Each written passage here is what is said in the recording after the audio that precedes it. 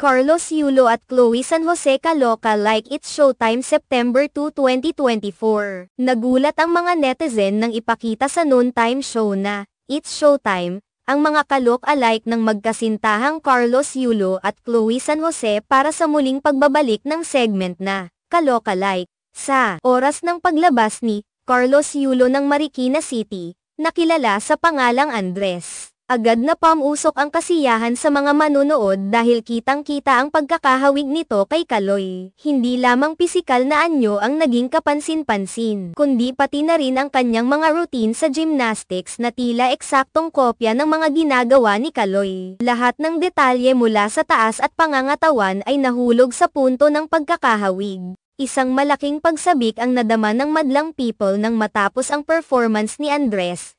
Ang pangalawang kalok-alike naman ay si Chloe San Jose ng Pasig City, nakilala sa pangalang Kat. Si Kat ay tila nagbigay ng sariwang impresyon sa kanyang pagganap na umaangat mula sa mga kamakailang pagkakataon sa musical variety show na ASAP. Ang pag-aasikaso sa bawat detalye ng kanilang pagkakahawig at pagganap ay nagbigay ng dagdag na kasiyahan at pagpapahalaga sa segment na tila nagbibigay buhay sa pag-asa ng mga fan na makakita ng mga ganitong uri ng show. Ang kanilang pagganap ay hindi lamang nagpakita ng kanilang mga kasanayan kundi pati na rin ng kanilang dedikasyon na magmukhang katulad ng kanilang mga sikat na personalidad. Sa pagbabalik ng Kalok-alike, napatunayan nito ang kakayahan ng mga Pilipino na magbigay ng kasiyahan at aliw sa pamamagitan ng mga kahanga-hangang impersonations. Ang segment na ito ay hindi lamang nagbibigay ng katuwang na entertainment, kundi rin nagpapakita ng talento ng mga ordinaryong tao sa kanilang sariling pamamaraan ng pagpapakita ng kanilang pagkamalikhain. Ang pagtanggap ng madlang people sa kanilang mga performances ay nagsilbing patunay ng tagumpay ng segment na hindi lamang nakakapagbigay ng saya kundi pati na rin ng inspirasyon sa lahat ng nanunood.